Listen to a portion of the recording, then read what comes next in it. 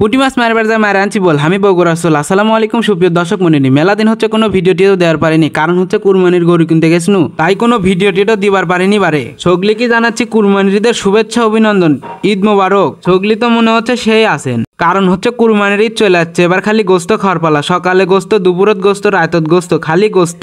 এমুকে গোস্ত খাতে খাতে উৎপিল লয়, আরো তো আছে সিমাই পোলাও। খাতে খাতে যখন ডাইরেক্ট হয়ে যাবি তখন সগলি যাবি ফার্মেসি, ডাক্তারের যা কবি হামাকানা ওষুধ দেন। আমি খালি বদনালে যাচ্ছি আর আসিচ্ছি, এনা সুযোগও পাচ্ছি না জনি দাদুর ভিডিও দেখবার। আবারও জানাচ্ছি সগলিকে কুরবানির ঈদের শুভেচ্ছা অভিনন্দন, ঈদ মোবারক। বাপ মাও সাথে করে ঈদ করার মজাই আলাদা। এরই মধ্যে যদি সুযোগ পাওয়া যায় আত্মীয় স্বজনের বাদ গেলে তো কোনো কথাই নাই। ইউটিউবে দিয়ে খালি খাওয়া আর খাওয়া, জি উপরে আনলিমিটেড খাওয়া। আত্মীয় স্বজনের বাড়িতে খাবার গেলে বেশি টাকা খরচই হয় না, খালি 7 আপ দই মিষ্টির উপর দিয়ে চলে যায়, আর বাড়িতে খাওয়া তো কোনো কথাই নাই। এরই মধ্যে যদি ঈদের দিন বিকালবেলা প্রিয় মানুষের ক্লিয়া ঘুরবার যাওয়া যায় তাহলে তো কোনো কথাই নাই। তবে হ্যাঁ, মানি ব্যাগ ভর্তি টেয়া লিয়া যাওয়া লাগবি, কিন্তু খালি ভিডিও দেখলে হবে না, লাইক কমেন্ট শেয়ার করা লাগবে। আর আপনার কোন বন্ধু আপনাকে এবার ঈদের মার্কেট করে দিছে তা না কমেন্টে কয়া যাবেন। যাই যেটি ঘুরবার যান আর যাই করেন, ঈদের নামাজ বাপের হাত ধরে পড়বার যাওয়া লাগবি।